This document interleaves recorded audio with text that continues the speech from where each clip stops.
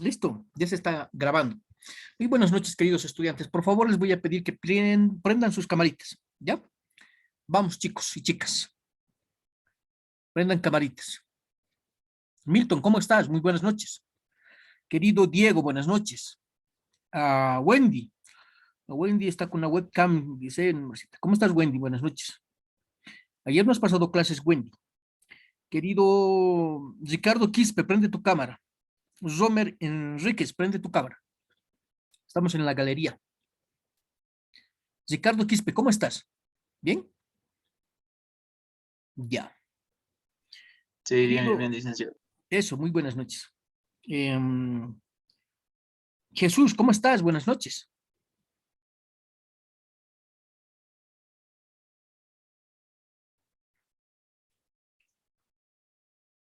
Está con su... Ahora se desprende tu micrófono. ¿Cómo estás, querido Jesús? Buenas noches, licenciado. ¿Todo Buenas bien? noches. Está haciendo frío, ¿no? Romer, prende tu camarita. Wanda, también prende tu camarita. Bien, ya tengo las listas, me pasaron nuevamente las listas, espero de que estas sean oficiales. Creo que sí, ahorita estoy comprobando un poco de que sí. A ver, vamos a ir viendo. Sobre la lista, sobre su asistencia, no se van a preocupar, ya les he dicho, ¿no? Chicos, estoy registrando, ¿no? No se preocupen en ese aspecto. Tenemos las fotitos y demás, así que eso es evidencia de que han asistido a la clase y con eso los días que están se va a contabilizar para su procesual, ¿ya? No se van a ir preocupando, pero aquí ya tengo las listas oficiales. A ver, atentos a la lista, si esta es la lista oficial. Chambi, ¿está? Chambi, Presente, licenciado. Wanda, exacto, listo. Cuarite, Luis Carlos, ¿está?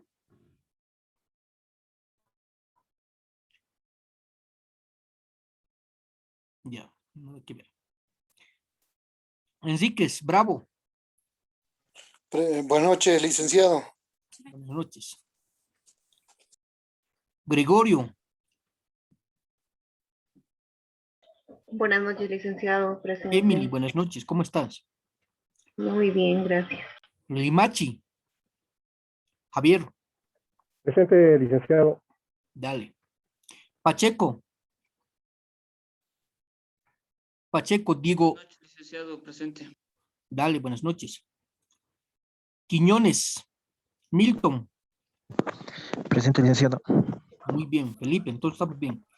Quispe, Ricardo, Presente, licenciado, buenas noches. dale. Sumi, Eddie, Sumi, mamá ni Eddie, no está, ¿no? Ya. Vázquez, Presente, Villavicencio, licenciado. Jesús, querido, ¿cómo estás? Listo. ¿Qué más? Aquí hay una que dice arrastres a la nuca. Aparece es derecho civil 1, nada que ver. Entonces somos 10. ¿Sí? 2 que no han llamado, estamos los 8 que siempre estamos en clases. Ya, listo. Bien, entonces ya tenemos las listas oficiales. Ahí vamos a ya ir cargando sus asistencias y participaciones. Bien. A ver, recordaremos todo lo que hemos hablado en la anterior vez un poquito, antes de entrar a las diapositivas. Hemos visto prácticamente al padre del derecho positivo, ¿no ve? Del derecho vigente. ¿Quién era el padre?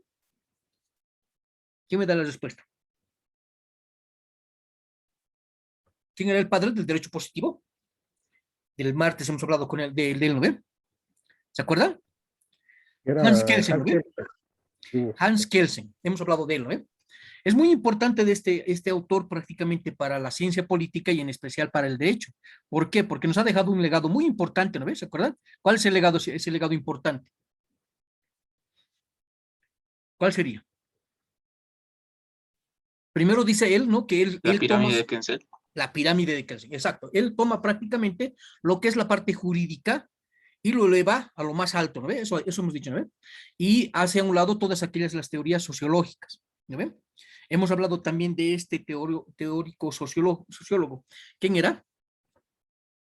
¿Cómo se llamaba? El padre también, ¿no? De la sociología.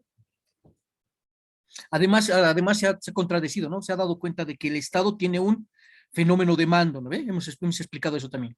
Y se ha dicho, no, si tiene un fenómeno de mando, entonces prácticamente en la conclusión a la que hemos llegado hemos dicho que este fenómeno de mando es la parte jurídica del derecho vigente, positivo, ¿no ve? ¿Quién era? Vamos, chicos, ¿quién era? Vayan haciendo memoria, a ver. Él habla de... Hans Kelsen. ¿Perdón? Hans Kelsen. Hans Kelsen. Sí, Hans Kelsen es el que ha hecho la pirámide de Kelsen, ¿no ve? sí. Ya. Entonces, ¿de quién estamos hablando? ¿Dónde revisen sus apuntes, a ver? Y además hemos dicho que los hechos sociológicos no tienen nada que ver con la parte del Estado, ¿no ve? No producen un fenómeno jurídico o un acto jurídico. ¿Por qué? A ver, hemos puesto el ejemplo, acuérdense, hemos puesto el ejemplo y hemos dicho de que prácticamente esto de la pandemia ha hecho que se suspenda el gran poder. Entonces los pasantes no pueden hacerle un proceso, ¿no?, al Estado y decir, no, nosotros ya tenemos contratado nuestra bandita, nuestro local, ¿no?, la comidita, la bebida ya estaba preparado, hemos invitado a nuestra artista famosa, que hemos dicho, la Laura León, ¿no? León, y por culpa de esta pandemia no estamos haciendo nuestra entrada, nuestra famosa entrada del gran poder. Entonces, prácticamente este fenómeno sociológico no causa, no tiene un efecto jurídico, ¿no? Eso hemos dicho, ¿sí? ¿Qué más? ¿Se acuerdan? ¿Ya se han acordado de quién estamos hablando? ¿De quién estamos hablando? ¿Han revisado sus apuntes? ¿Nada? ¿Chicos? ¿Me están apuntando? Tienen que apuntar las cosas que estamos hablando. Ahorita se me ocurre control de lectura. Chicos. ¿Cómo es? Estamos haciendo control de lectura.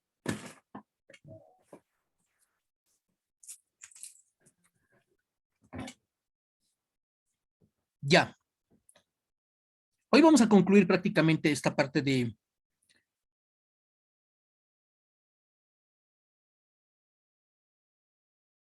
Dale, Enrique. No hay problema. Vamos a concluir esta parte del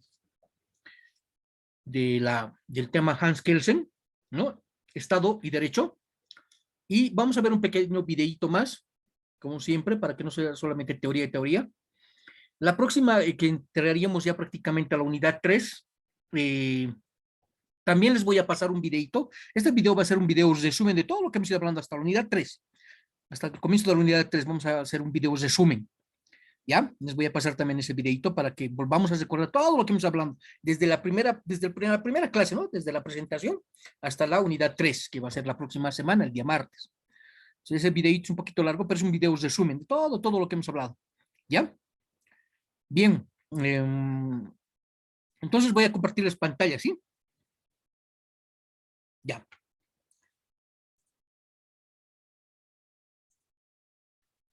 ¿Dónde está? Aquí está. Audio, sí, hay audio. Bien, a ver, justo estamos. La conclusión de este análisis, el fenómeno de mando se refiere al orden jurídico y por lo tanto no puede afirmarse que el Estado sea solo un complejo de hechos sociológicos. Ahí hasta ahí hemos llegado, ¿se acuerdan? Justo, ¿ves? Ahí estamos, hemos quedado. Bien, justamente les hacía la pregunta, chicos y chicas, ¿de quién estamos hablando? Si estamos hablando en este momento.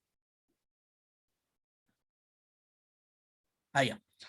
No, estamos hablando justamente de los fenómenos sociológicos, ¿no?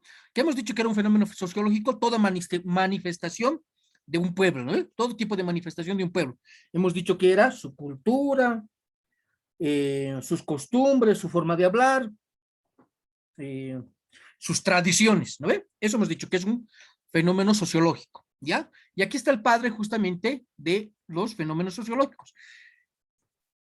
Este amigo es Emilio Durkheim, ¿no? ¿Ya? Emilio Durkheim nació en 1858 en la provincia de Lorena, Francia, ¿ya? Sociólogo francés, muy importante. Este amiguito es el que ha empezado a hablar prácticamente de los hechos sociológicos. Y ha empezado a decir que el Estado tiene dos caras, ¿no ve? Una parte sociológica y la otra jurídica. Pero se ha dado cuenta que prácticamente lo sociológico no tiene mucha fuerza, ¿no? Como el ejemplo que les acabo de dar. y ha dicho, ah, no, el Estado tiene un fenómeno de mando, y ese fenómeno de mando prácticamente es la parte, ¿qué parte sería? La parte jurídica, ¿no ve? Eso hemos dicho, chicos, ¿ya? Hasta ahí hemos llegado, ¿sí? Y con el resumen prácticamente de todo lo que hemos ido hablando la anterior semana, acá lo confirmamos, ¿no? Hans Kelsen eso dice, ¿no? No tiene nada que ver, dice, no tiene nada que ver lo sociológico con la parte jurídica, ¿no? El fenómeno de mando es la parte jurídica, es la parte fuerte del Estado, ¿ya? Es una parte coercitiva. Hemos dicho también que es una parte psicológica, porque hemos hablado de un ejemplo. ¿Qué ejemplo hemos puesto? El ejército y la policía. La policía prácticamente es coercitiva y es psicológica, ¿no? Si te portas bien, nada te pasa. Si te portas mal, obviamente te vamos a meter a la chirola, ¿no ve?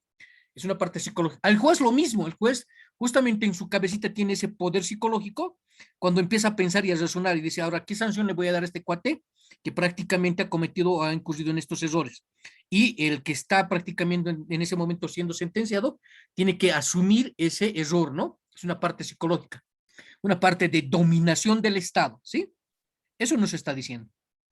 También hemos visto la parte de la policía, en este caso la cárcel, la policía como una parte coercitiva de control interno. Y también hemos dicho que hay un control externo, que sería el ejército, ¿no ve?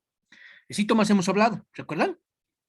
También hemos dicho como adelanto, ¿no? Hemos hablado ya justamente de la parte de la personalidad jurídica de un Estado. ¿Por qué era? Porque prácticamente tiene relaciones entre otros Estados, pero a la misma vez tiene prácticamente derechos y deberes que cumplir. Una vez que se firma un pactito, ¿no? En este caso, un tratadito, tiene que cumplir prácticamente esa obligación que le da el haber firmado ese tratado, ¿no ve?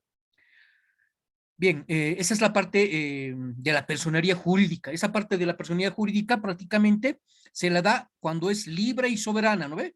Cuando prácticamente a ningún Estado se le puede obligar a que firme un tratado, ¿no? No vienen y nos invaden, ¿no? Y dicen, ah, sí, ustedes tienen que firmar un tratado. Y nos obligan, ¿no? Entonces, prácticamente ahí se da la presencia, la representación de esta personería, de esta personalidad jurídica, ¿no? Porque es libre y soberana, ¿ya? Ahí está. Entonces, en esta última diapositiva, en el número 10 que nos hemos quedado, también les estoy dejando un link. Este link es justamente, me acuerdo de, es la biografía de Hans Kelsen, ¿ya? Así que, si quieren verlo, ustedes chicos, ahí lo tienen el link, pueden verlo, ¿ya? Entonces, nos pasamos justamente a Emilio Durkheim, ¿ya? Habíamos dicho que era francés, nacido en 1858, ¿no? ¿Ya? Esto, sociólogo francés. Este amiguito es el que ha empezado a hablar justamente de estas teorías sociológicas, pero prácticamente Kelsen le va a dar la contra, ¿no? Todo lo que hemos ido viendo en la anterior clase y hasta el final de las diapositivas que acabemos hoy, prácticamente Kelsen le da la contra. Dice, no, aquí, primero, lo sociológico, ¿no? Las teorías sociológicas solo tienen que ver con la sociología.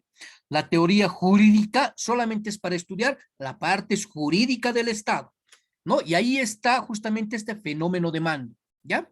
Eso es lo que dice prácticamente así, en resumen ya de todo lo que vamos a ir viendo, lo que dice nuestro amigo Hans Kelsen. Aparte que nos ha dado un buen legado, ¿no? La pirámide y además que él ha sido él que ha empezado a hablar de la teoría justamente vigente, ¿no? La teoría vigente de la parte jurídica, ¿no? Eso hemos visto, a ver. ¿Cuándo es un derecho positivo, chicos? A ver, pregunto aquí. Vamos a dejar de compartir un cachito. ¿Cuándo es un derecho positivo? ¿Cuándo hemos dicho que es derecho positivo? Cuando está escrito, plasmado. Sí, eso, evidentemente, pero puede estar escrito y plasmado, pero ya no vigente. Para que sea justamente positivo, chicos, tiene que estar en funcionamiento. Eso es la clave. Para que sea positivo, tiene que estar vigente. En las otras carreras seguramente les van a preguntar lo mismo. Entonces, ustedes ya saben que para que sea positivo, tiene que estar vigente, tiene que estar en funcionamiento. No puede ser prácticamente un derecho positivo si no está vigente. En este caso, por ejemplo, la Constitución de 1994 pasó a la historia, ¿no ve? Entonces ya no es un derecho positivo, ya no es una norma suprema. Es un recuerdo, ¿no ves? Un recuerdo de nuestro pasado, de un hecho histórico, ¿no ves? De nuestros justamente elementos que nos apoyan en la teoría política y del Estado, ¿no ve? es parte de la historia. ¿Está escrito con la parte de la literatura? Sí. ¿Está investigado con la parte de la filosofía? Sí. ¿No ve? Pero si ahorita vemos nuestra constitución política del Estado, tengo una constitución, aquí tengo la pared, ¿no? Si vemos ahorita nuestra constitución política del Estado, esa constitución, la nueva constitución, ¿qué fecha hemos dicho que ha sido promulgada? Chicos. Promulgada el 7 de... ¿Se acuerdan? 7 de... Febrero, Febrero, febrero. Exacto, ¿no? De mil... ¿Cuánto ha sido? ¿Qué año? 2009. 2009. 2009, exacto. Listo. Ahí está, ¿no? ¿Y cuándo ha sido aprobada? Que es diferente, ¿no? Hemos dicho que cuando que se promulga una constitución es prácticamente como si estuviera naciendo un Estado. Acuérdense las palabritas de don Evo Morales, ¿no? Y declaro el nacimiento del Estado plurinacional. Hemos dicho que una constitución y las constituciones de todo el mundo prácticamente son el certificado de nacimiento de los estados. Ahí está la pregunta, ¿cuándo ha sido, ¿cómo se dice? Promulgada? ¿Cuándo ha sido aprobada, perdón? 25 de enero. El 25 de enero del mismo año, ¿no ve? Exacto, ahí está. ¿Ya? Listo, ¿qué más? ¿Qué más tenemos que ver hasta ahí? Eso es lo importante, ¿ya? Y volveremos a las diapositivas.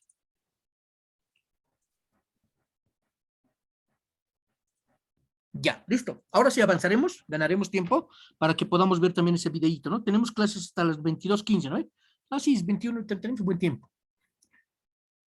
Listo, ya sabemos que el padre de la sociología, en este caso de las teorías sociológicas, que han hablado de que, y se han contradecido en un primer momento, es Emilio Durkheim, ¿ya? Bueno, avanzaremos. Listo, aquí está. 2.3, teoría de la identidad entre Estado y derecho, ¿ya? Vamos a continuar. Aquí ya vamos a ver prácticamente esa identidad, ¿no? Cómo se identifica al Estado y al derecho. ¿Ya?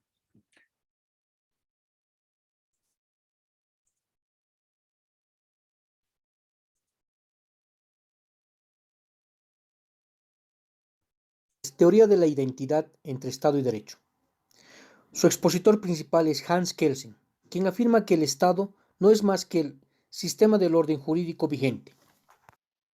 Listo, ahí está, ¿no? Seguimos hablando de Hans Kelsen, el padre de esta teoría importante, ¿no? Es muy importante Hans Kelsen, y él dice lo que les acabo de repetir, ¿no? El Estado no es más que la síntesis del orden jurídico vigente, ¿ya? Vigente. Eso quiere decir que su constitución política del Estado, de la población, sus normas, sus leyes tienen que estar vigentes, ¿sí? ¿Ya? Ahí también les estoy dejando un link prácticamente con referencia a esta teoría, ¿ya? Bien, aquí vamos a ver otra diapositiva que es prácticamente un poco de la biografía de Hans Kelsen, ¿sí? Hans Kelsen nació en 1881 y murió en 1937, miembro del Tribunal Constitucional Austriaco, ¿ya?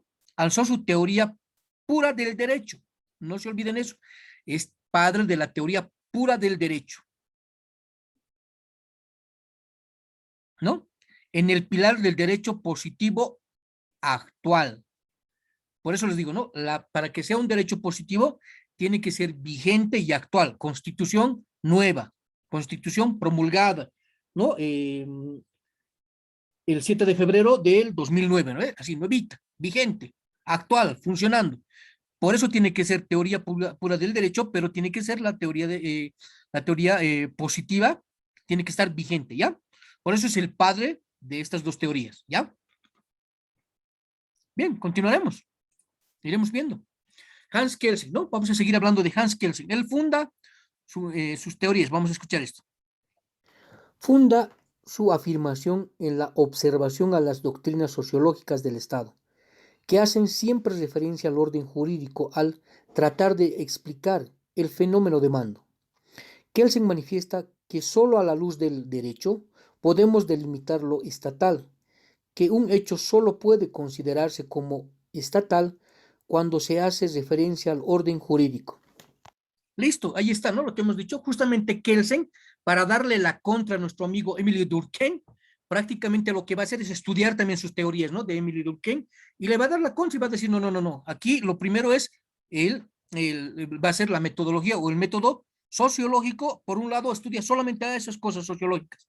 Ah, pero si vemos prácticamente y estudiamos la metodología jurídica, la metodología jurídica solamente es para estudiar cosas jurídicas. Eso le está diciendo en palabras claras, ¿no? Y además está prácticamente basándose, ¿no? Observando, o en la observación, está observando prácticamente estas doctrinas sociológicas, ¿ya? Y le contradice, lo que les he dicho, ¿no? Le va contradiciendo a nuestro amigo Emile Durkheim, ¿ya?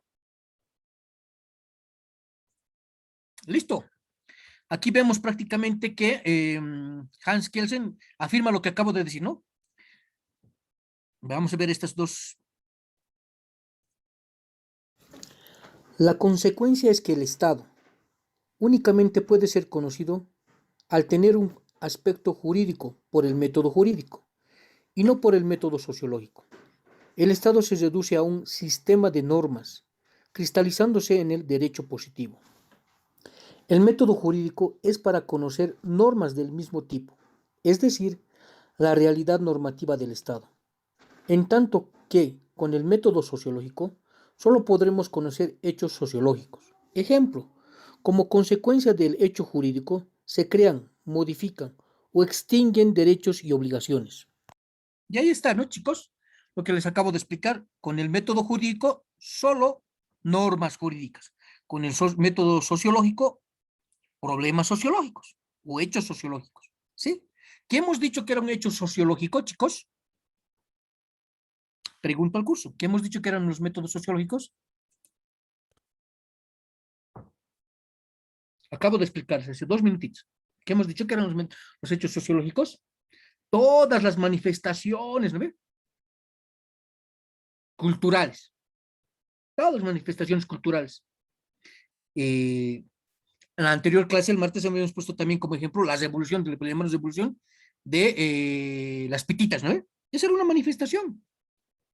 Ha habido un movimiento de personas, se han unido, han dicho, no, somos fuertes y vamos a modificar esta situación. Y más adelante vamos a ir viendo cómo se modifican, se extinguen los estados, también cómo se crean. Bueno, ya sabemos cómo se crean, pero cómo se modifican y cómo se crean estados. ¿Ya? Y ahí está, eso es, ¿no? Un hecho sociológico prácticamente es toda la manifestación de la población, ¿no? Sus costumbres, sus culturas, su forma de hablar, ¿no? Y esas cositas, ¿sí? Que no se les olvide. Y aquí creo que tengo una diapositivita. ¿Sí? Tengo una diapositivita que explica eso, prácticamente. Sí. Ahí está, ¿no ve? Lo que les acabo de decir. ¿Qué es un hecho sociológico? Manifestaciones del ser humano. Protestas, si ustedes quieren. ¿No? Es prácticamente la unión de 2 o más personas. Un hecho sociológico. ¿Sí? También tiene que ver prácticamente con su cultura. Movimientos culturales. ¿Sí? Tiene que ver también con sus costumbres. En nuestro caso, el sumacamaña, el vivir bien. Sumacamaña, el vivir bien, ¿no? Costumbres de nuestros pueblos ancestrales, o nuestros pueblos de tiempos ancestrales, ¿no? El vivir prácticamente sin depredar la naturaleza, conservándola para las próximas generaciones que van a venir atrás de ellos. ¿No? Sumacamaña, vivir bien, en armonía con la naturaleza. Esa es una costumbre, ¿sí? Otra tradición, a ver, una tradición, pondremos ejemplo de tradición. Tradición, el Aini. El Aini también es considerado como una norma jurídica, ¿no? ¿Por qué? Porque prácticamente es que cuando una persona, en este caso en una sayaña, ¿no? O en una parcela de tierra, recibe el apoyo de la comunidad o de los que les rodean, no sé, para barbechar, para sembrar, para mover su tierrita, ¿no? Entonces, está adquiriendo una responsabilidad. ¿Cuál es la responsabilidad? Debe devolver el favor. Cuando su vecino necesite prácticamente ese favor, en su macamaña, o digo, el Aini, se compromete a devolver el favor. ¿Sí? es también una manifestación. Y no solamente eso, ¿no? Este AINI también hay prácticamente en nuestra población clase media, ¿no? Porque cuando hay un prestecito, ¿qué pasa? Cuando vamos al prestecito, vamos con unas 2, 3 cajitas, ¿no? 2 cajitas de cerveza al prestecito y le decimos, no, hermano, ¿sabes qué? Nos ainiremos, pues. Por favor, mira, yo voy a pasar fiestita como estás pasando vos, o tengo el bautizo de mi hijita. Entonces, hermanito, ahora nos prestaremos. Ay, ¿no? La próxima me lo devuelves vos. Entonces agarran el cuadernito y anotan, ¿no? Dicen, ah, sí, el señor licenciado Héctor Orellana metió 2 cajitas de cerveza, tenemos que devolver para tal fecha. Se anotan en el cuadernito. Eso es adquirir una responsabilidad, ¿no? Eso es el AINI también. ¿Sí? Ahí está. Es una costumbre. ¿Sí? Listo, está arraigado en la cultura, ¿no ve? Listo, ahí está. Eso es un hecho sociológico también, ¿no ve? ¿Ya? Seguiremos avanzando. Ahí está, ya tenemos una referencia de lo que es los hechos sociológicos. Son manifestaciones, ¿no? Manifestaciones de la población, si ustedes quieren. ¿Ya? Y vamos a seguir hablando de Hans Kelsen. Hans Kelsen manifiesta, dice, ¿no? Continuando prácticamente la diapositiva 15, ¿no ve? Kelsen afirma que el objeto que se conoce por medio del método jurídico se encuentra en el mundo del deber ser, mientras que el objeto que conocemos mediante el método jurídico se encuentra en el mundo del ser, ya que los hechos sociológicos pertenecen al mundo del ser. Kelsen concluye afirmando que el Estado no es más que el orden jurídico vigente y solo puede ser conocido por el método jurídico, mas no por métodos diferentes a su naturaleza, como ser el sociológico. Ahí está, ¿no? Kelsen sigue afirmando que el método jurídico solo para el método jurídico. ¿Listo? Ah, pero que hace una referencia al mundo del deber ser y el ser. Muy importante. ¿Qué entendemos por el deber ser y el ser, chicos? ¿Qué entenderíamos? ¿Qué entenderíamos esta situación del deber ser y el ser? ¿Saben con qué tiene que ver? Con la ética, con la moral, con lo ontológico. Con eso tiene que ver. A ver, ahorita, ¿qué ejemplo se me viene a mi cabeza? Ya. En las primeras diapositivas, especialmente cuando hemos dicho que Kelsen solo toma del Estado, y hemos visto nuestro Estado, el mapa de Bolivia, y ahí dice, ¿no? Artículo 77. Artículo 77. Chicos, Constitución Política del Estado, les ha dicho, ¿no? La Constitución es nuestra herramienta de trabajo para nosotros, los asesores. ¿Quién está con su Constitución Política del Estado ahorita? Gánese su participación.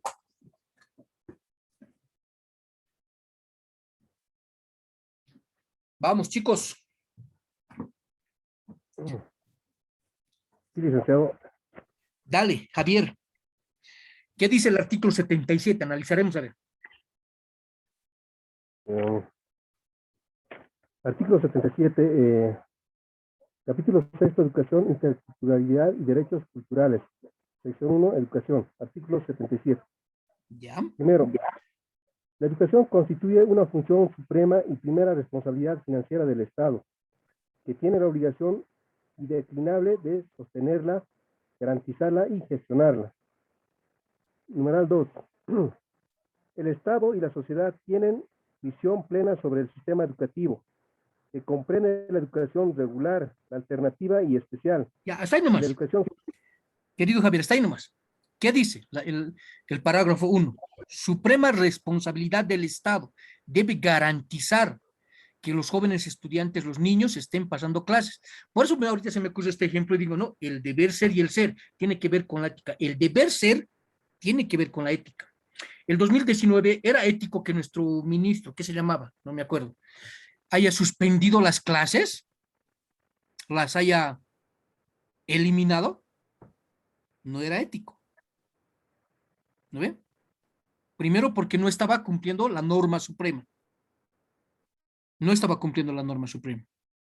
Entonces, la Constitución Política del Estado dice que deberían estar en ese momento, el Estado, en ese momento nuestros representantes, garantizando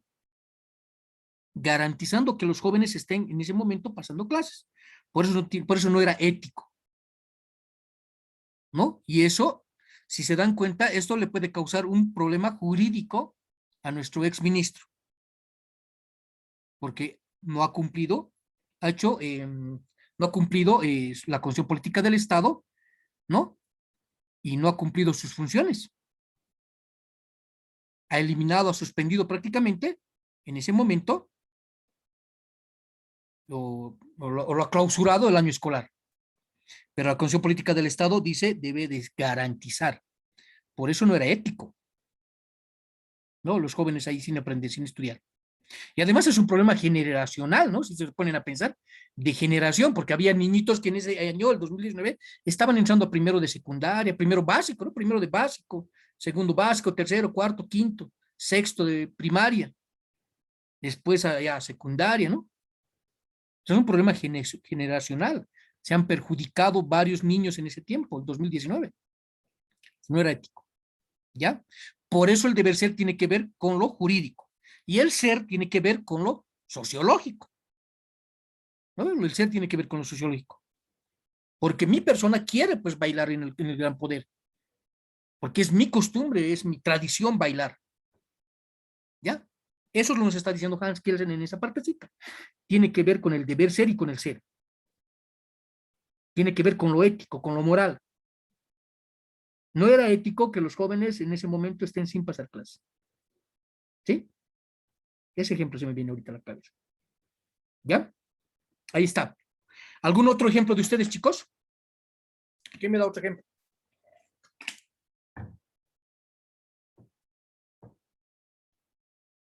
Licenciado, Sí, te escucho, querido Jesús. Prende tu camarita, Jesús.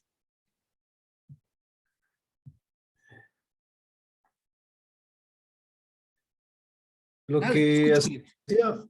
lo que hacía mención, ¿no? Referente a este artículo 77, Ujú, garantizando la educación, ujú. pero a lo que creo, si no me equivoco, el ministro era el Miguel Ángel Cárdenas, El señor Cárdenas. Sí. sobre, ante la educación sobrepuso primero la vida, la conservación, ¿no? Por la epidemia del COVID, ¿no? Mm, Si nos ponemos a analizar en ese momento, ya había pues, clases virtuales, chicos. Ya estaban pasando clases virtuales. Entonces, como que no era muy ético en ese aspecto verlo clausurado prácticamente. Ya estábamos en las casitas. Yo me acuerdo, ya estaba dando clases primero al otro semestre. Pero Ah, ¿por qué dice ético, licenciado? O sea, no se toma en cuenta el aspecto de la salud, solo la Claro, ética. claro, está ¿Por bien. O qué sea, ético? está bien en ese aspecto, está bien. Como dice nuestro compañero Javier, estaba precautelando la salud. Pero ya estábamos prácticamente encerrados, pues ya estábamos en clasita cuidándonos. Entonces, el Estado debería buscar los mecanismos para que se garantice la educación.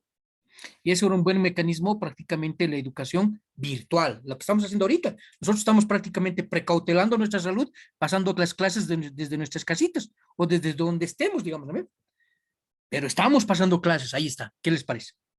Pero para esa época todavía las TICs no estaban avanzadas. Sí. Nadie sabía utilizar todavía ese tipo de, especialmente los profesores, si nos vamos al aspecto básico y secundaria. Uh-huh. Muchos profesores no saben otros más que solo manejar Word y Excel. Uh-huh. Peor exigirles que sepan hacer otro tipo, como han tenido que aprender a la fuerza, Uh-huh. manejar el Google, el Zoom, el Classroom y distintas plataformas y los que han tenido Teams, privados. Uh-huh. Ellos han podido acceder a esos servidores, pagar, y los demás población no ha podido. Por eso se ha ese aspecto de clausurar, porque Uh-huh. Sí. hasta se han opuesto al factor de generar una especie de libros o Uh-huh. como cartillas para que sea como avance, porque dicen que no va, o sea, yo no le he visto a ningún lado en lo ético haber detenido las clases. Haber Porque suspendido. igual anteriormente, cuando había golpes de Estado en gobiernos de factos, igual se suspendió las clases por un factor de seguridad, seguridad de ellos, ¿o no? Ya. ¿No ven?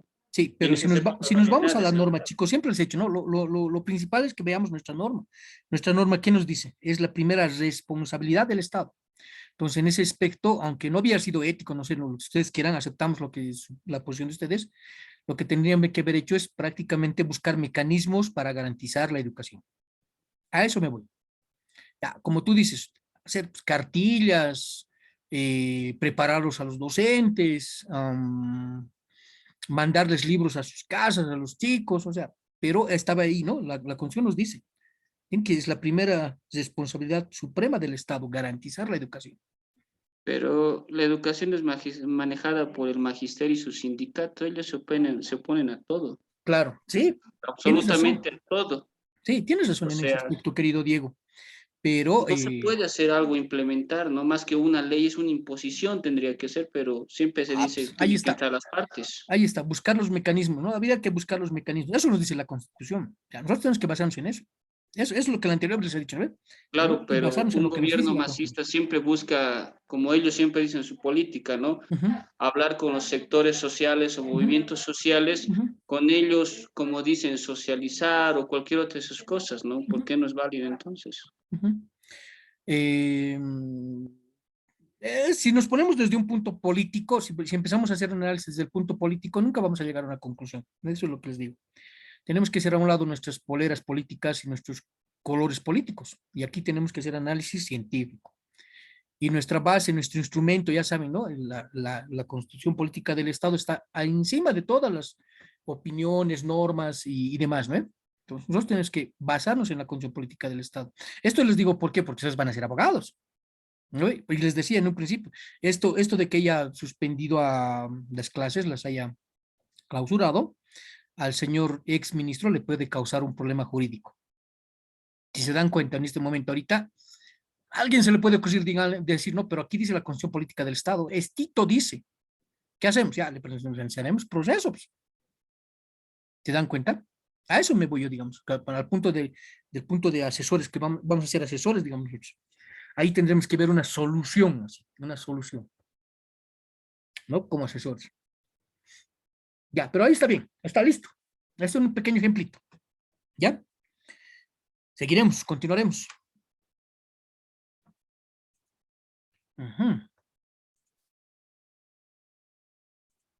Listo, ahí está. Entonces vuelvo a repetir, Keynes sigue afirmando y dice, no, el Estado, es la parte del Estado solamente tiene que ver con lo jurídico, ¿ya? Lo jurídico vigente, ¿ya? Y lo sociológico con lo sociológico, ¿sí? Dice, ¿no? El Estado no es más que el orden jurídico vigente y solo puede ser conocido por el método jurídico, nada más, ¿no? Ahí, Kelsen sigue afirmando eso.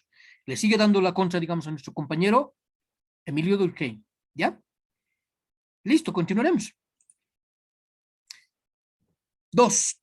Teoría de Kelsen, aplicación de la doctrina Kelsen, crítica a la teoría. ¿Ya? Aquí vamos a ver la crítica. 4.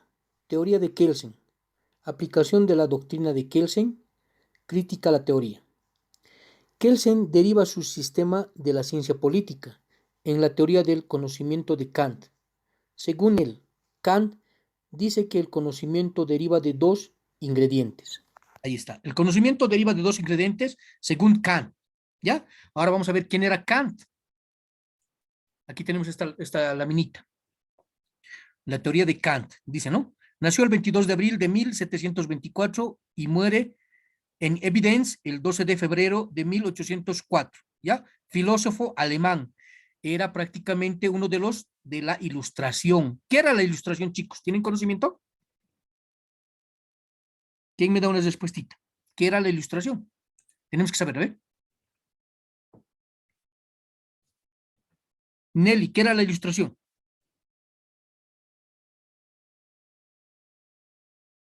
Nelly, ¿estás ahí?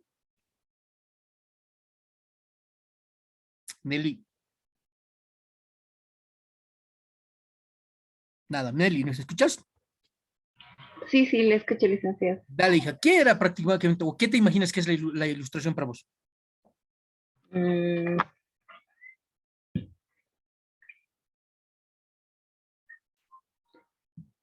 la ilustración de los movimientos culturales, intelectuales, tal vez. ¿Ya? ¿Qué más? ¿Hasta ahí? Dale. Diego. ¿Licenciado? Sí, licenciado. ¿Qué era la Ilustración? ¿Qué es la Ilustración para vos? Bueno, en mis palabras es una forma de representar algo que uno, digamos, imagina o ve en ¿Ya? algo físico, diga, no físico, sino es expresarlo en algo que puede ser, ¿no? Un dibujo, ¿Ya? un diagrama, algo, ¿no? O ¿Ya? su idea, ¿no? ¿Ya? Por ahí alguien estaba levantando la Presentar. mano. Creo que era Diego. ¿O alguien me estaba levantando la mano? Perdón. ¿Nadie? Buenas noches, licenciado. Querido Eh, Robert, dime. Te escucho. buenas noches, dicen. Creo que la ilustración era en realidad un movimiento cultural, Sí, licenciado, en esa sí, época. sí, Refería a algo intelectual. sí.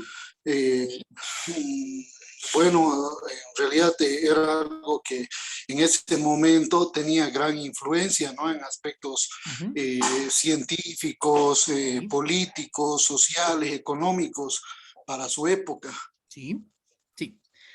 Tienes razón, Eso querido podría Romer. decir. Eso era prácticamente la ilustración, ¿no? Ha sido una parte investigativa científica de los grandes filósofos. En realidad, la ilustración es un gran libro, es un libro así tangible. Es la recopilación de todos aquellos pensamientos de los filósofos antiguos y modernos. Y sigue viviendo y existiendo ese libro. Es un movimiento cultural, científico, ¿sí? De mucha influencia. Después justamente de la época del oscurantismo, que era la época del oscurantismo, ha sido manejado por la iglesia, ¿no? La iglesia católica, donde prácticamente se hacía persecución a aquellos que pensaban diferente, en este caso los filósofos, o aquellos que estaban empezando a hacer alquimia, los trataban de brujos, ¿no? Entonces la iglesia se encarga prácticamente de tratar de hacer desaparecer todos estos conocimientos que se estaban dando en ese momento. Por eso es la etapa oscurantista de ese tiempo, ¿no? Para este objetivo, para pasar a la ilustración, prácticamente todos estos filósofos, alquimistas y demás van a tener que internarse a las selvas, a los bosques, donde desde ahí van a empezar a hacer prácticamente sus experimentos. Se darán cuenta, por eso a las señoras les dicen brujas, ¿no? Porque había señoras que prácticamente, mujeres que prácticamente también ya estaban entrando en este campo, pero para tratar de poner en práctica sus conocimientos, lo único que hacían es esconderse en los bosques, en las selvas. Y es por eso, ¿no? Que hasta nuestras peliculitas, ¿no? La bruja siempre está en un bosque, ¿no? ¿Se han dado cuenta? Es por eso, sí. Y tienes razón, la ilustración es una etapa prácticamente de búsqueda del conocimiento, de la literatura, de la filosofía, de la ciencia, ¿ya? Eso es la ilustración. Y prácticamente es un gran libro. Ahorita existe ese libro. Es un libro de recopilación de todos los escritos de estos filósofos, ¿ya? Que no se les olvide. ¿Listo, chicos? Ahí está, una perlita más. Continuaremos.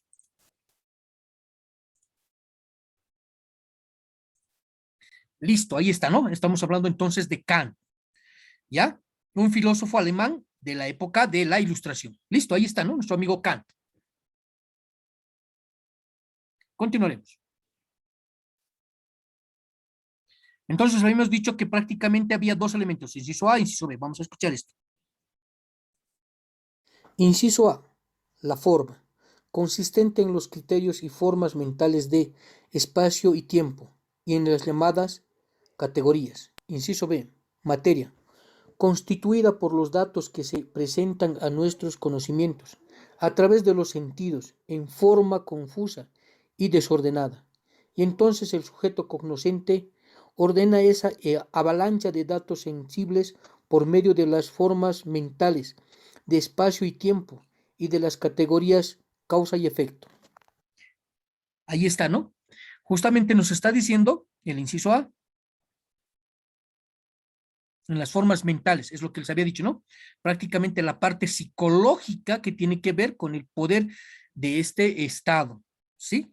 Eso nos está diciendo. Y la otra parte también nos está diciendo que prácticamente aquí, pues, si nos ponemos a pensar en el juez, en el momento en que le llegan los datos, estos datos que se dan en algún caso, llegan desordenados. Entonces, este personaje, este juez, tiene que ordenarlos para después dar una determinación en el tiempo y en el espacio. En el tiempo, ¿qué ha pasado en ese tiempo? En ese espacio, en ese momento, ¿qué es lo que ha sucedido? ¿No? Tiene que ordenarlos, tiene que arreglarlos y después de sin manifestarse, ¿sí? Por eso tiene que ver mucho con la psicología, ¿ya? Esta parte que estamos viendo. Vamos a continuar. Y aquí vamos a llegar casi a las conclusiones de lo que ya hemos ido viendo anteriormente, las primeras clases, ¿no? Por parte. Y vamos a ir viendo varios grafiquitos que nos van a explicar y que ya prácticamente están explicados y vamos a volver a recordar y a entender un poquito mejor. Kelsen denomina personalidad jurídica del Estado a una síntesis del conjunto de normas que regulan la conducta de los hombres.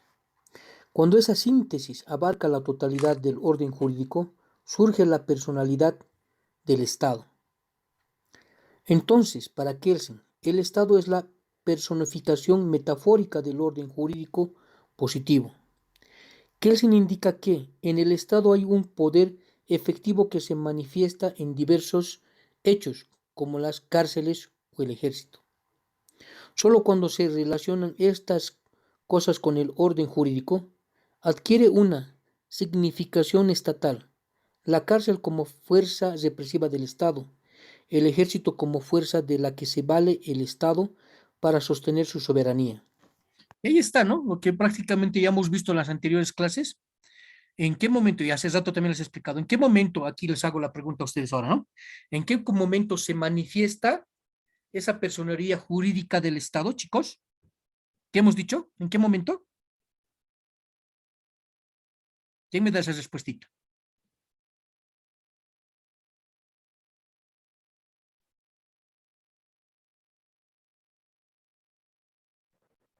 Prácticamente se manifiesta. ¿Ya te escucho? En personalidad jurídica, yo sabía que era como una forma de, o sea, cada institución cuando es creado necesita, digamos, una personalidad jurídica. Más o menos yo entiendo de ese lado, licenciado. Ya, ¿lo entiendes de ese lado? Sí, está bien. Vamos a ver más adelante. Bueno, en mi materia no creo, pero vamos a tratar de tocar, ¿no? Sí, evidentemente hay personas jurídicas y personerías jurídicas, ¿no? Por ejemplo, a las empresas privadas se les da una personería jurídica, pero en este caso estamos hablando de la personalidad jurídica, como persona, como ser humano. ¿Se acuerdan? Hemos dicho, ¿no? Al Estado se lo considera prácticamente como persona jurídica porque adquiere, ¿qué adquiere? Derechos y deberes, ¿no ve? Y además se manifiesta esta personalidad jurídica por el hecho de ser libre y soberano. Nadie le obliga al Estado a firmar tratados, ¿sí? Por eso es una síntesis de conjunto de normas que regulan la conducta de los hombres, ¿ya? En este caso también de los estados. Hemos dicho que prácticamente el Estado tiene también su ley, su norma, ¿no ve? Y en este caso es el derecho internacional público, el DIP, ¿ya? Que seguramente van a llevar ustedes también como materia, se lleva, ¿ya? Ahí está. Bien, entonces, ahí está, ¿no? Ese ejemplito.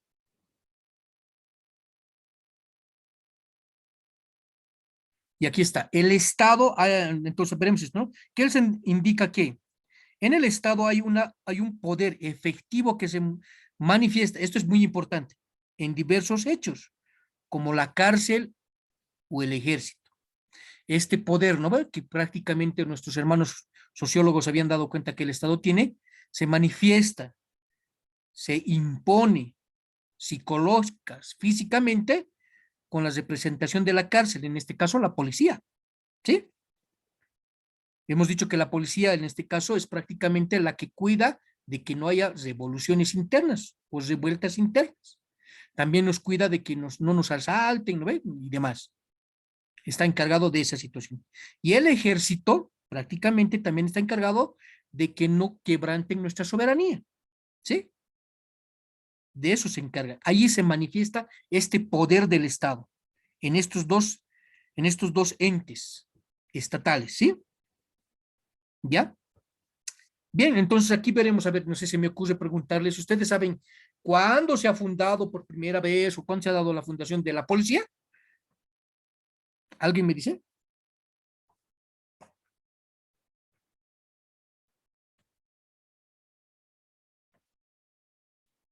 Chicos, ¿alguien me dice eso? ¿Saben?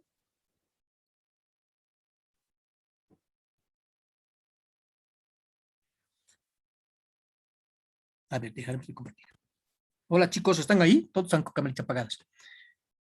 ¿Sabemos cuándo se ha fundado nuestra Policía Nacional? No, no tengo el dato, Lick. Ya, el 24 de junio, el 24 de junio de 1826. ¿Sí? Una vez que ha nacido nuestro Estado. Una vez que nos han mandado Constitución Política del Estado. Ajá, 24 de junio de 1826. Ese tiempito se ha fundado la policía, ya teníamos policía en ese tiempo, justamente para tratar de proteger a nuestro Estado, de que no haya más manifestaciones de vuelta en ese momento, ¿sí? Y el ejército, chicos, hay militares aquí, ¿quién me da esa respuesta? 1825, licenciado, después de la fundación de la República. Exacto, muy bien. 7 de agosto. Sí, exacto, el 7 de agosto, ¿no ve? Justamente para que proteja y cuide nuestras fronteras, ¿no ve? En ese momento ya Brasil ha intentado ingresarse en 1825. Y en realidad se ha ingresado. Ha anexado la parte que era Chiquitos. Estamos hablando de Beni y Santa Cruz al Imperio Brasilero. Se lo ha anexado. Pero ahí en ese momento lo teníamos Antonio José de Sucre y ahí estaba el ejército. Y han dicho, no, cuidado. O nos devuelven, nosotros vamos a ingresar hasta el Mato Grosso. Vamos a castigar y sancionar como dijo, este insulto, este agravio que han hecho al Estado. En ese momento, la República de Bolívar. Se hacían fundaditos así. Primer altercado que hemos tenido con los otros estados. ¿Sí? Y ahí está, ¿no? Nuestra garantía del ejército boliviano. Y han hecho retroceder, pues prácticamente Antonio José de Sucre ha hecho retroceder. Y nos han vuelto a devolver la parte de Santa Cruz y Beni. ¿Ya? El Mato Grosso. La parte de los Chiquitos, perdón. ¿Sí? Ahí está. Licenciado, ¿Sí? ¿no era la Real Audiencia de Charcas en aquel entonces? Claro, pertenecíamos a la Real Audiencia de Charcas, pero ya estábamos fundados en 1820. Ya estábamos fundados. Estábamos fundados ya. Prácticamente se nos ha dado tres posiciones, ¿no? Uno, volver a la Real Audiencia de Charcas, o volver al Virreinato del Perú, o fundar una nueva república. En el caso de unirnos otra vuelta a la Real Audiencia de Charcas, 2 votitos.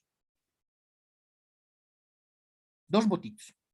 Y la otra opción de volver al Virreinato del Perú, nada, 0. Y lo que ha ganado en su mayoría era, fundaremos un nuevo país, un nuevo Estado. En honor, prácticamente le vamos a poner en honor a nuestro libertador, Simón Bolívar. ¿No? Por eso éramos la República de Bolívar en el momento. Y en ese mismo año, en ese instante en que nos estábamos organizando, decían nuevitos, así fundaditos, Brasil se ha entrado. Brasil se ha entrado. Por eso no, necesitamos el ejército. Listo, nuestro ejército. Y Antonio José de Sucre, ¿no? Nos vamos a entrar hasta el Mato Grosso, si es que no desocupan nuestras tierras. En ese caso, Santa Cruz y Beni, los Chiquitos. ¿Ya? Ahí está. Listo, otra perlita más. Continuaremos. ¿Pero que no era acaso el primer conflicto con el Perú? No, eso es más tardecito. Despuésito ha sido eso. Vamos a ver también eso. Sí, vamos a ver eso. Nuestro compañero Gamarra, ¿no? Gamarra igualito. Pues. Prácticamente ha querido entrarse después a La Paz. Se ha entrado a La Paz. Lo ha anexado al virreinato, en ese caso al virreinato del Perú, con ese pensamiento, ¿no? De que el virreinato del Perú, ¿cómo se llama? Claro, obviamente, ¿no? Que nosotros pertenecíamos al virreinato del Perú, con ese pensamiento centrado hasta La Paz, y La Paz lo ha anexado prácticamente, ¿no? Con la excusa de que justamente Antonio José de Sucre, en ese momento, prácticamente su población, su ejército, que era el ejército colombiano, estaban queriendo retornar a su país, ¿no? Y en ese momento habíamos nacido pobres, no teníamos plata para pagar justamente a este ejército que en ese momento había luchado por nuestra independencia. Con esa excusa, no, lo están atacando a Antonio José de Sucre, lo vamos a defender, se entra, y prácticamente con esa excusita lo anexa La Paz al Perú. ¿No? El Alto Perú, en realidad, al Bajo Perú lo anexa, ¿no? En ese momento. Lo que dicen los compañeros sí es cierto. Pero eso es despuésito, ¿no? Primero es Brasil. Después tenemos ese otro conflicto con el Perú. Nuestro amigo Gamarra.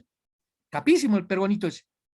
¿No? Queriendo ya desde ese momento, dividir prácticamente a nuestro Estado, ¿sí? A nuestra república. Y no solamente ha habido ese intento, ha habido varios intentos, ¿no? Ha habido varios intentos. Como por ejemplo, ¿cuántos de ustedes han leído el Plan Alpaca? ¿Saben lo que es el Plan Alpaca? Chicos. ¿Alguien sabe lo que es el Plan Alpaca? A ver, prendan sus camaritas, chicas y chicos. ¿No saben lo que es el Plan Alpaca? El Plan Alpaca prácticamente es una tesis de un famoso golpista chileno. ¿De quién estoy hablando? Pinochet. Exacto. Es su tesis de Augusto Pinochet, el Plan Alpaca. ¿Qué dice el Plan Alpaca? Lo que ya estaban viendo prácticamente los chilenos y especialmente Augusto Pinochet eran los lipes, el Salar de Uyuni, Coipasa y demás. Ya se habían dado cuenta de que era una riqueza que a futuro, que ahorita, por ejemplo, se está industrializando, iba a ser pues una riqueza para estos países.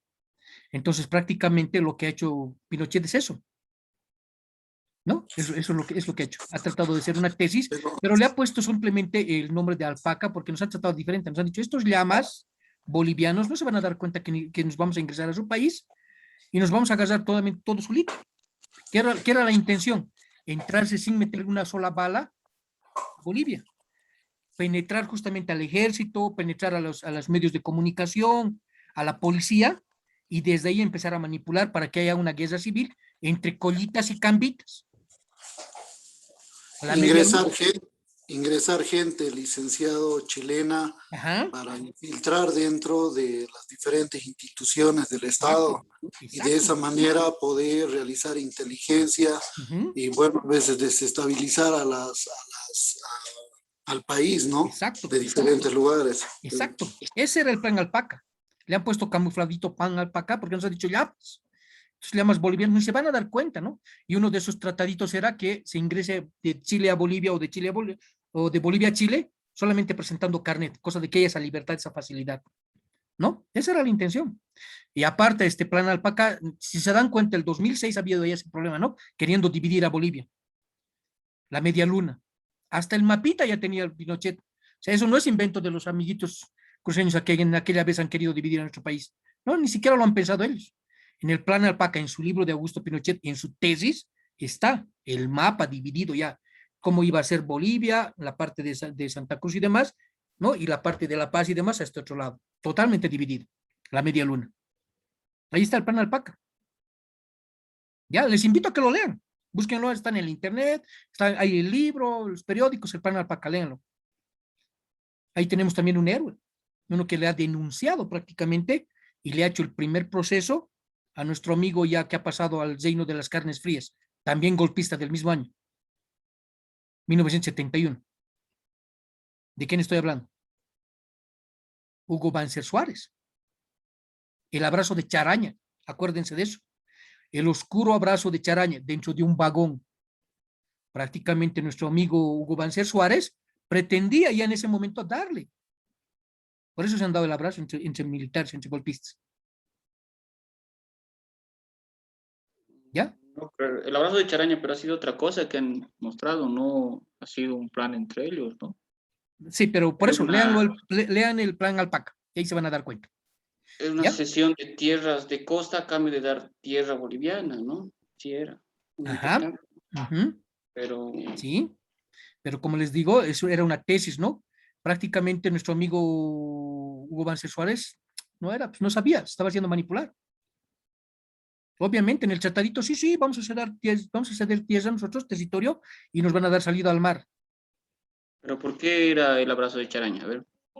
Justamente por eso, pues por lo que tú dijiste. No, era un factor porque han tenido primero un conflicto con Argentina, primero Chile por el canal de Beagle.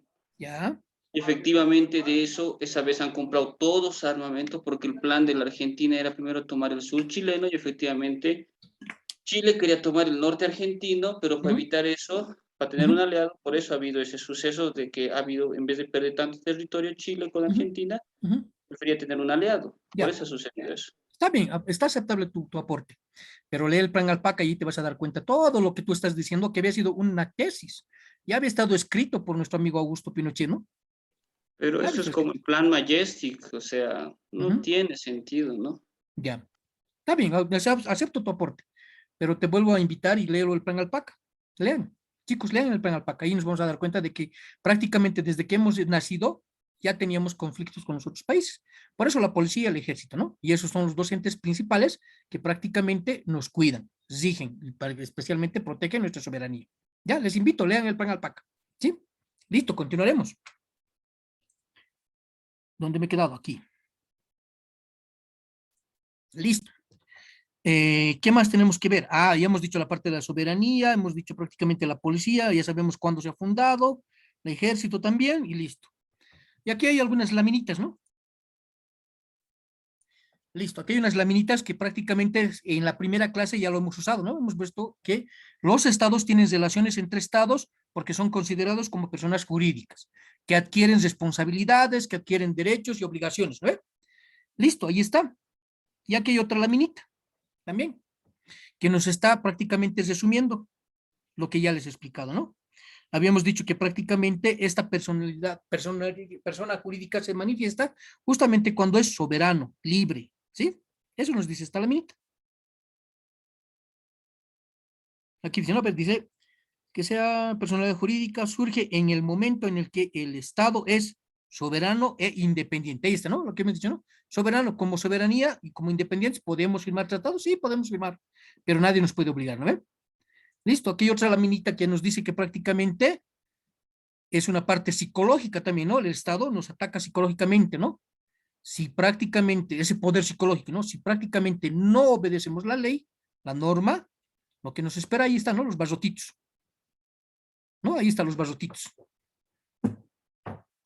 ¿Qué ejemplo puedo dar acá? No sé. ¿Qué se me ocurre? El ejemplo más claro, pues, en el caso de nuestro amigo que en este momento está pagando pena o está encerrado en Estados Unidos, ¿no? Nuestro ex ministro, ¿no? En ese momento él tenía el poder, pero ha cometido algunos errores y la norma, la ley le cayó encima. ¿No ven? Ya, listo. Ahí está un ejemplo. Aquí hay otra laminita. Ah, esta es una laminita súper especial, ¿no? ¿Qué dice? Que dice por una patria unida, libre y soberana. El poder de Bolivia. Ahí está, ¿no? Estos dos poderes son muy importantes, y en especial el poder del ejército. Es un poder que prácticamente no delibera, es un poder que prácticamente de obediencia, pero es un poder muy importante, muy, muy importante, ¿no? Cuida nuestra soberanía, ¿sí? Pero no solamente el ejército, ¿no? También, me acuerdo, en la anterior Constitución Política del Estado, decía, no, la soberanía recae sobre los hombros del Estado, o sea, del pueblo, de las familias. Entonces, el ejército tiene que tener el apoyo de el Estado. Ahora bien, veamos en qué artículo, no sé, no me acuerdo, el artículo 7, ¿sí? Artículo 7. ¿Quién me va a hacer el favor de compartir con nosotros el artículo 7 ahora? ¿Quién estaba con Constitución? Querido Dieguito, ¿estás con Constitución? Sí, licenciado. Dale a ver el artículo 7, ¿qué nos dice?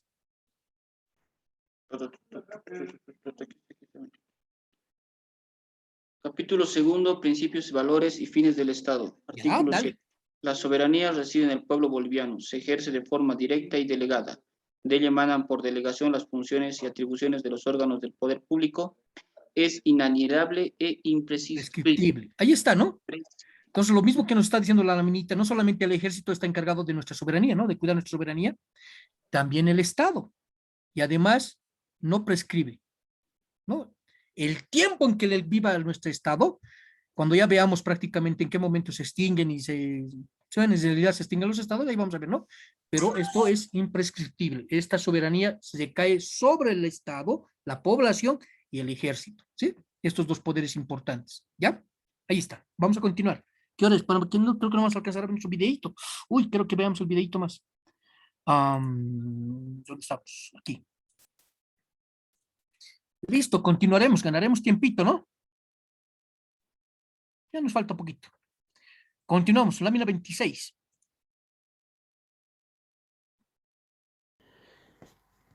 Kelsen dice que el poder del Estado se traduce en una fuerza psicológica, suscitada por la represión de las normas jurídicas. El juez, por ejemplo, tiene en su mente como fuerza psicológica la imposición de la norma que trata de aplicar. El acatamiento de un soldado a la orden de un superior nace de la idea que le impone la norma de obedecer a sus superiores. Ahí está lo que les he explicado ya anteladamente, ¿no? Prácticamente Kelsen nos está diciendo que esta fuerza que tiene el Estado nace de una fuerza psicológica, ¿no? Psicológica. O te portas bien, o ya sabes, chirola. ¿No ve? Eso nos está diciendo. Lo mismo nos está diciendo aquí, ¿no? En el caso del juez, el ejemplo que les he dado hace rato, ¿no? Es una fuerza psicológica, porque él tiene el poder de decirte o te portas bien o dicto algo que te va a perjudicar y después a la sombra, ¿no? Y aquí está otra fuerza de poder que prácticamente les he puesto también ya el día martes como ejemplo, es justamente el mando que tiene, ¿no? El ejército, en este caso, no sé, los tenientes, subtenientes, al sarnita, al monito, ¿no? Le dicen, ¿sabes qué, hijo? Anda a comprarme un impito, un humilde impito, creo que me lo traigas, y además le da una piedra, ¿no? Y le dice, me vas a traer cambio. Y además todavía de una escupida, ¿no? Un escupitajo y dice, antes que se seque, tienes que volver. Entonces, prácticamente esa norma que está en ese momento vigente, que nuestro soldadito tiene que obedecer, hace que la cumpla, ¿no ve? Es una norma que debe obedecer. Ahí está el poder psicológico que les estaba explicando hace rato, ¿no? Eso nos está diciendo esta laminita, ¿sí? Bien, continuaremos, ya estamos por acabar, nos falta 2 laminitas más, creo.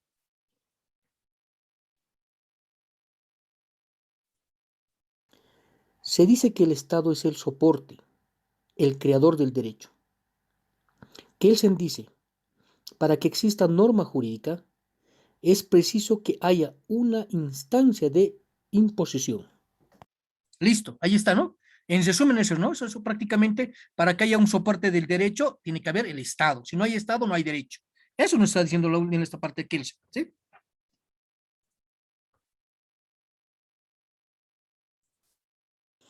Kelsen afirma que el Estado no puede ser concebida sin el derecho, porque el derecho positivo no puede ser pensado aparte del Estado, ya que son una misma cosa. Respecto a la problemática de la teoría del Estado, se concluye que en ella se busca explicar todos los problemas propios de la realidad estatal como jurídicos.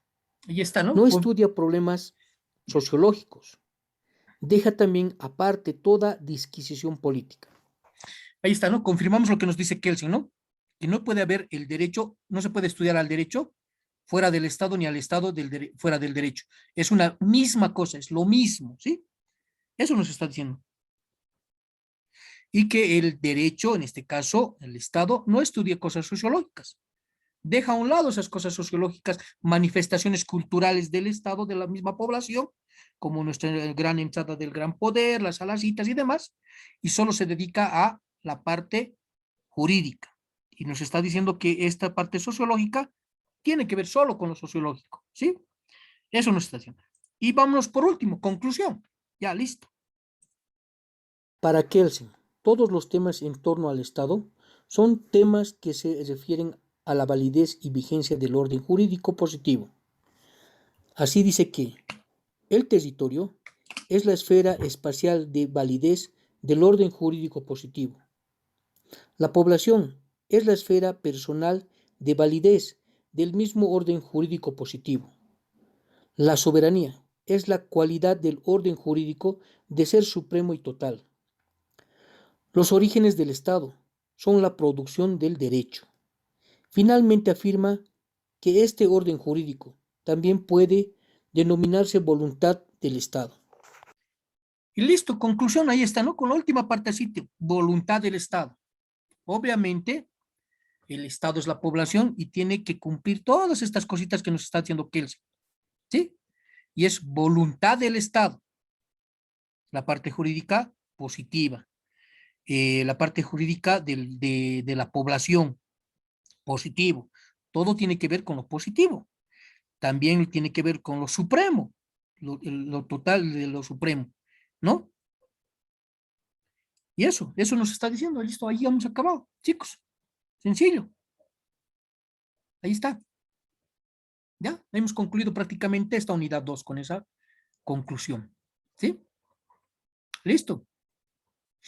Además, la próxima semana, bueno, sí, la próxima semana, el martes, vamos a volver a tocar esta partecita, todo lo que hemos hablado desde la primera clase, pero ya en un videíto resumen. En un videíto resumen. También les voy a pasar el link para que ustedes tengan en su mano este videíto resumen de todo lo que hemos hablado, ¿no? Tantas cosas hemos hablado. ¿Se acuerdan? Muchas cosas hemos hablado, ¿ya? Pero bien, ahora vamos a ver otro videíto de atmósfera jurídica y vamos a ver justamente, y vamos a hablar de algunos también personajes que han hablado del Estado, en este caso, teóricos, ¿ya? Vamos a ver este videíto hasta que sea ahora y ya saben, del video tienen que hacer su análisis y de este tema que hemos visto ahora tienen que hacer su mapa conceptual. Con respecto a las tareas, alguien me escribía y me decía, no está habilitada la plataforma. Está habilitada la plataforma, solo que no tiene límite. Es que eso lo he hecho porque no tiene límite de... La anterior les he dicho, no, está habilitada hasta el jueves. No, en realidad lo he habilitado así para que tengan la oportunidad de presentar. No se olviden que prácticamente nuestra plataforma nos han entregado después de 2 clases. Si no era justo que yo diga, hasta tal día no nos van a hacer y tienen que entregar su tarea hasta ese día nomás. Por eso está habilitada, pero sin límite. O sea, no hay límite de fecha. Pueden seguir subiendo sus tareitas. Pero estos dos últimos temas que ya hemos avanzado, en este caso la unidad 2 especialmente, sí va a tener ya su fecha de límite para entrega. Que hoy es jueves, será hasta el próximo jueves. Una semana suficiente, ¿no? Para que hagan sus tareitas. Listo, ahí sí va a tener su fecha límite, ¿ya? Bien, voy a compartirles. Perdón, Lick, para aclarar eso.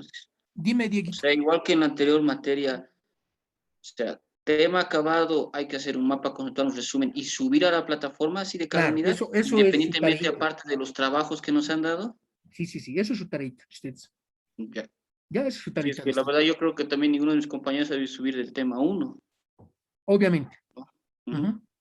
Obviamente. Solo lo que está en la plataforma.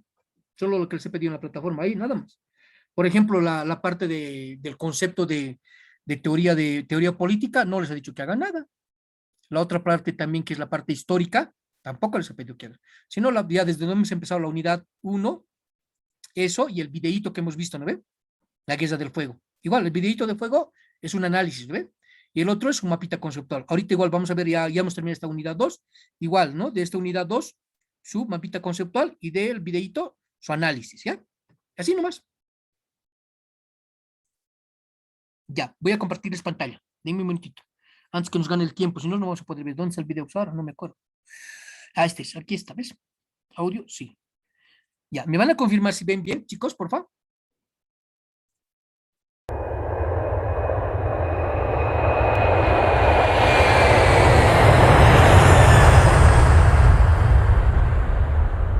Ahí está, ¿no? Atmósfera jurídica.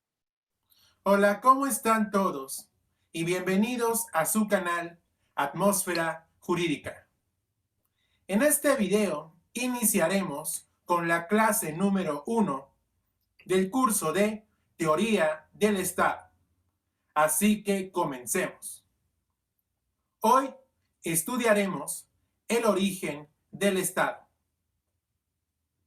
De acuerdo a los historiadores, el Estado no ha sido siempre el mismo, debido a que ha permanecido en constante evolución. El Estado, como un concepto ya definido, data de aproximadamente hace unos 5.000 años, pasando del Estado feudal hasta llegar al Estado-nación. En la actualidad existen 2 teorías para resolver el origen del Estado, que son las siguientes. Número 1. Teoría naturalista. Esta teoría sostiene que el Estado es algo natural y anterior al ser humano, por lo que los individuos están al servicio del Estado. Esta teoría es defendida por filósofos griegos como Platón y Aristóteles, al igual que por Tomás de Aquino. Número 2. Teoría contractualista. Esta teoría sostiene que el individuo es previo al Estado, el cual es el resultado de un contrato social o acuerdo, por lo que el Estado está al servicio de los individuos. Los filósofos que apoyaron esta teoría fueron John Locke, Thomas Hobbes y Juan Jacobo Rousseau. Entendido estos conceptos, los principales hechos que dan origen al Estado son los siguientes. Número 1. Asia Oriental. Desde el siglo VIII a.C. se tienen registros de civilizaciones gobernadas por un monarca. Esta monarquía era perpetuada a través de herencia, conocida como dinastías imperiales. Número 2. Antiguo Oriente. En este periodo florecieron las civilizaciones de Mesopotamia, Egipto, Siria y Persia, las cuales se caracterizaron por tener un estado despótico o un estado teocrático. El estado despótico es una forma de organización restringida y limitada. En cambio, el estado teocrático es una forma de organización que se basa en la divinidad. Número 3. Grecia. A través de las ciudades-estado, polis. Recordemos que las principales ciudades de esta civilización fueron Atenas y Esparta. Número 4. Roma, con sus 3 periodos: monarquía, república e imperio. Número 5. Edad Media. A partir de la caída del Imperio Romano, inicia lo que históricamente se conoce como Edad Media. En esta época siguen influyendo las ideas del Imperio Romano, aunque en las comunidades políticas surge la figura del señor feudal, el cual estaba a cargo y era el dueño absoluto de ciertas tierras, llamadas feudos. Estos feudos eran trabajados por campesinos y vasallos, que eran prácticamente esclavos. Número 6. Estado moderno. Al finalizar la Edad Media, se hicieron grandes esfuerzos por unificar al Estado, territorial y administrativamente, debido a que había sido fracturado por el feudalismo. Con el Renacimiento surge la concepción del Estado moderno. Se da importancia a la persona colocándola en el centro del universo. También en esta época desaparece el feudalismo y el Estado se coloca por encima de la Iglesia. También es importante destacar que en este periodo inicia el absolutismo en Europa. Y número 7. Estado constitucional. Durante los siglos XVIII, XIX y XX, el Estado constitucional tuvo sus orígenes en grandes pensadores, como John Locke, Montesquieu, Rousseau y Thomas Jefferson, los cuales manifestaron la necesidad de crear un Estado constitucional con una ley suprema, constitución, división de poderes y derechos fundamentales para cada uno de los ciudadanos, que en la actualidad está vigente en la mayoría de los países en el mundo. Con esto finalizamos la clase de hoy. Espero que les hayan servido todos y cada uno de los conceptos estudiados. Solo me falta recordarles que se suscriban a este canal para que no se pierdan las próximas clases. Que estén muy bien y nos vemos en el... Listo. Ahí está. Ya, con ese videito hemos concluido también la clase de hoy. Ya saben, en el videito tienen que hacer su mapita, no digo, su análisis y del tema, su mapa conceptual. Les voy a compartir el link al grupo, ¿sí? De este video. ¿Sí? Bien. Prendan camaritas, chicos. Vamos a tener nuestra evidencia de que hemos pasado clases hoy. ¿Ya? Listo, estamos en una galería. Prendan cámaras, chicos. Eso. Wanda, prende tu cámara. Nelly.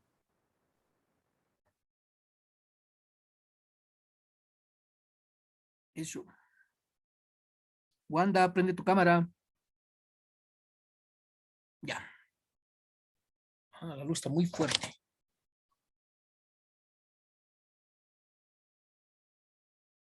Listo. Listo, ya tenemos nuestra evidencia de que hemos pasado clase hoy día. ¿Listo? Bien, vamos a quedar ahí. Un fuerte abrazo para cada uno de ustedes, chicos. Nos vemos la próxima semana, ¿ya? Ya les he dicho, la próxima semana también vamos a empezar con un videito resumen de todo lo que hemos hablado, ¿sí? Listo, chao, chicos, que tengan un buen descanso, ¿ya? Nos vemos. Buenas noches, licenciado. Buenas noches, queridos estudiantes. Buenas noches.